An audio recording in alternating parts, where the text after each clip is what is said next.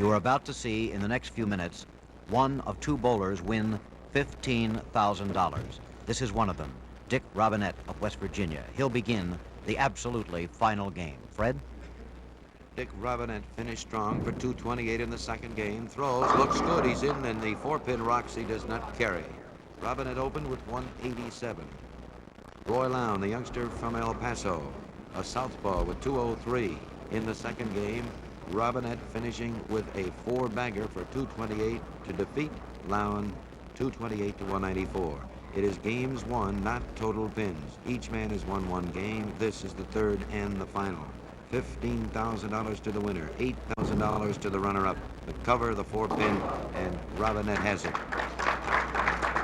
A prize list of $75,000. 16th place paid $1,000. And here is Roy Lown. He knows this is going to be the one. Too high, look out. Nothing but the 610. He got away with that one. Looked like he was going to be wide open. And the AMF indicator reads 610. Very easy for a left-hander, of course. I suspect, Fred, a lot of left-handed people are going to take up bowling first thing tomorrow afternoon. You know? I am sure after watching this fella. And they should. There's a good shot of him. Look at that wind-up. He's got it. So both boys off with spares. There are $7,000 actually hanging in the balance here, the difference between the winner and the runner-up, and of course a most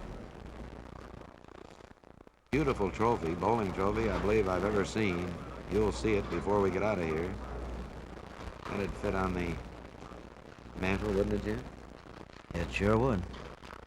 We're in the second frame, both boys on spares. Here's the big wind-up. Here it comes. Look at that. A lot of action. And this young fella has no problem when he gets that ball near the pocket. They just fight to get down. Robinette, the big fella from Huntington, West Virginia.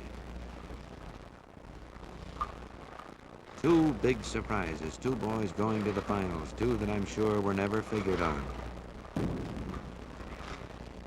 He matches it. Still even, pin for pin. To the second frame. It was interesting in the qualifying rounds. Bob Chase won the qualifying rounds from Kansas City. He was bumped in the very first match by Jim St. John. Don Carter was eliminated in the first match by the youngster you're watching, the southpaw Roy Lown. The number 2 qualifier, Tom Harnish from Detroit, was eliminated in his first match. Johnny King, who finished 3rd, was eliminated in his first match. We're in the 3rd. Robinette on a strike. First double, he's got it. Jumping up, coming back, boy, just walking like he was going across the street against the light, and takes his seat. And now Lown will have to match him. Robinette has that big mountaineer stride from West Virginia, doesn't he? Yes, I knew there was something. Here's the boy from the plains, the mountaineer against the plainsman this time. Roy Lown. Big turn. Not enough room. Oh, he got it. Oh, he set that one. That looked like it would be a little high. Now, he was high over there and left the 6-pin a moment ago. That ball seemed to go up to the 1-3 and hang and set right there. And he has answered the challenge at the end of 3. We are still in a dead heat. This is the game. You can throw the record books out the window.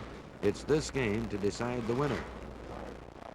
Now this, the Professional Bowlers Association's Invitational Tournament from Paramus, New Jersey. The richest 3-day event in the history of the game. Take a good look, and he's too high, and he has the 4-7. So Robinette, who came back to win the second game, sits on 2 strikes with a chance to take the lead, as Lown was unable to string them out.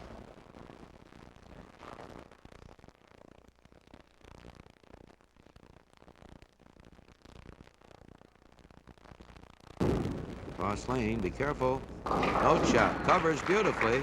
Oh, you can't chop them when you hit both of them with the ball. There's the score, 68. Spare in the 4th is Robinette now with the advantage. He is on the strike. Lown stopped at 2. Dick's had a lot of success here on the right side. His problems have been on the left. He's going to sink one in there a little high, and he leaves the 4-7-9. So up pops the devil. His 4th split He had 3 the first game to lose it.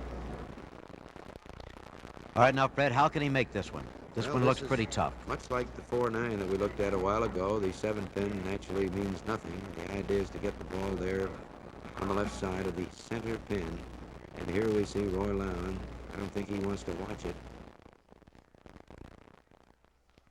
Let's follow the ball. Here we go. Hurry across. Look at it. He got it. What a shot, ladies and gentlemen. Under this tremendous pressure, we have seen some great shots by both boys as Robinette turns in the 4-9, 4-7-9. Fred, I might mention this, I think, because it could be important. We're scheduled to leave the air when the clock strikes the hour the next time. However, we've just gotten word from topside. ABC will remain on the air and feed this complete show. Stay with us. Right back there with a big strike. And boy, that certainly is all the encouragement this fella needed, and it may be the big turning point of this game. It may mean that Robinette will string them, and he's going to have to do it. As Roy Lown moves in now in the 5th frame. The match practically even. If Lown strikes, he'll have a 1-pin lead. Let's see what he can get. He winds it up, sets it, it's in, and he carries it. So at the end of 5, ladies and gentlemen, we are still tied to the pin. 87 strike, correction, 88 strike. Lown is out in front by 1 pin.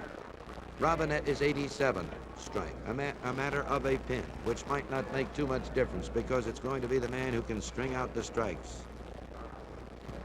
Now, Roy Lown just went through one of these. He tied Pat Patterson and won a 2-frame roll-off. Here's a big ball. We're getting late now. We're in the 6th. He's on a strike. A double will force Robinette to get one, and he threw it out the window. Way out there. Didn't want to hit that nose. Shakes his head. Boy, this boy sure keeps loose. He's as loose as he can be, don't you think? He certainly is, but pressure beginning to tell. The nod of the head, the licking of the lips, and the twisting of that towel by Robinette. At the 3-pin, he covers it. And here comes Robinette from Huntington, West Virginia, the big boy who is on the big strike and can now take the lead for the first time. He lost the first game. He had to win the second. He did. And now a chance to take the lead in the 3rd and final. It's games 1, not total pins. He was too high here. In the 4th, he's being careful. This time he was solid and left the 10-pin. What a hit. A tough one to lose in that spot. It still gives Lown a 1-pin lead with 3-4 frames to go.